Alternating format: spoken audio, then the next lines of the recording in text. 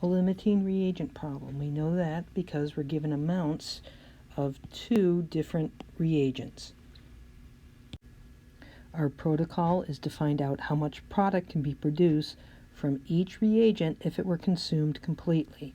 So we're going to take amounts of the 2 different reagents, multiply them by the appropriate conversion factor to find out how much product can be produced. But first we have to have a balanced chemical equation. We'll start here. That means we have one of these. Now we have 6 hydrogens. We need 3 waters. Now we have 3 plus 3, 6 oxygens. On the product side, we need 3 molecular oxygens on the reactant side.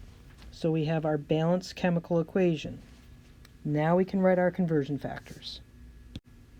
So we've set up our conversion factors to cancel out the moles of the compound we don't want and leave us with moles of water in each case. Now we do the indicated math. So here are our calculator answers. For our max product, we choose a smaller amount. Now we go back and worry about sig figs.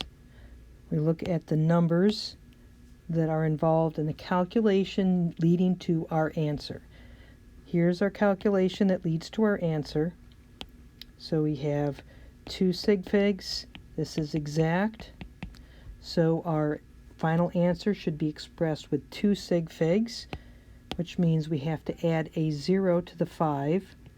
So our final answer is 5.0 moles.